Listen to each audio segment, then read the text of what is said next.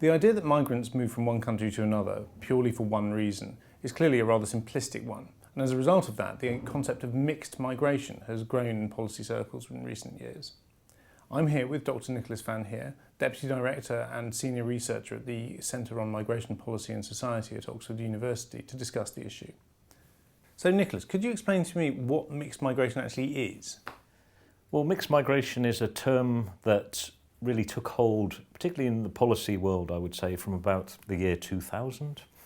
And it's used in two senses, I think. First of all, in the sense of mixed motivations to migrate. So people may leave a place because they're in fear of their life through violence or whatever it may be, that their livelihoods have been undermined or threatened, or they may move for economic betterment, for education and so on. Or, and this is commonly the case, they may move for a combination of those reasons. And if you look at the countries from which many migrants come, you'll see that they are often countries that are in economic straits, but also in social upheaval, socio-economic upheaval, or even in violent conflict. So it's hardly surprising that people do have these mixed reasons to migrate. Then the second sense in which the term mixed migration is used is in terms of the mixed migratory flows in which migrants move. So you may find refugees, labour migrants, students and so on moving in the same streams of migration, along the same routes. They may make use of the same agents and brokers to arrange their travel, and they wind up in the same communities, both en route and at their destination country. Well, that seems quite straightforward. So why is mixed migration such a policy challenge? It poses a bit of a challenge because there is a tension between this kind of the mixed nature of migration and the policy regimes set up by governments, because the policy regimes tend to see migrants in terms of a sole motivation to migrate. So they are either labour migrants, or they are refugees, or they are family migrants, marriage migrants, students, and so on. And those categories can't take account of the mixed migratory mixed motivations that I've referred to. If you just to give you a few examples of the kinds of things I'm talking about, if you look at many of the source countries or nationalities that are prominent in migration today, you'll find these very mixed motivations. So Somalis, Afghans, Iraqis and so on all feature these mixed flows and mixed motivations. And perhaps the North African case, the turmoil in North Africa currently also furnishes a good example of this. In the Libyan case, for example, you find Libyan nationals having to leave the country and eventually effectively becoming refugees. You find Tunisians and Egyptians who've been long-term residents of Libya having to leave.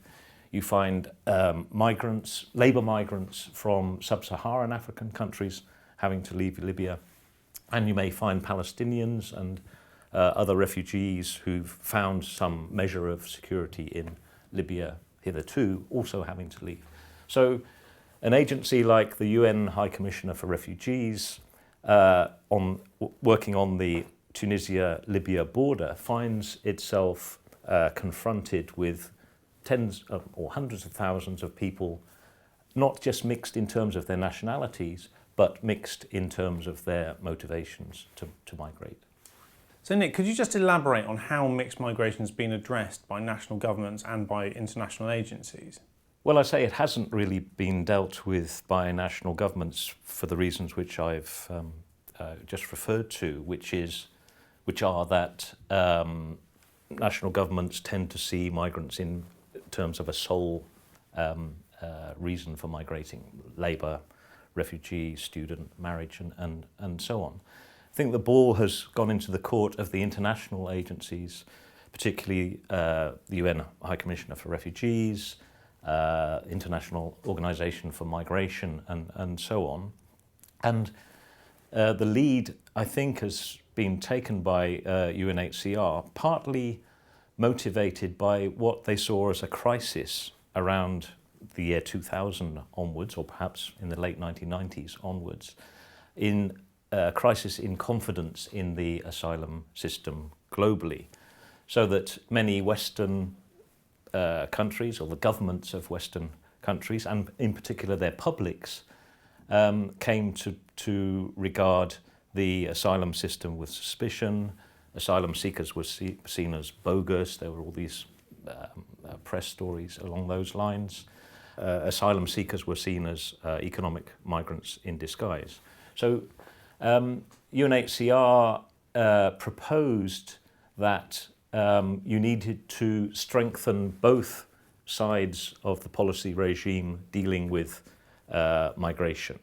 So you needed a robust system of migration management, dealing with the labour migration side, but also you needed to reinforce the asylum system too. And one couldn't exist without the other. They kind of mutually reinforced each other. So, Nick, could you give us an idea about what can be done to deal with mixed migration in the future? It's a tricky question to address. We have to concede that, and indeed it leads to tensions within governments.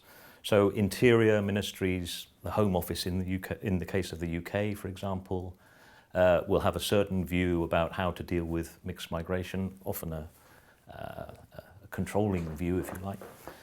But other arms of government, like the development arms, the Department for International Development in the case of the UK, government, have a different perspective on that, because they see or tend to see migration in more positive developmental terms.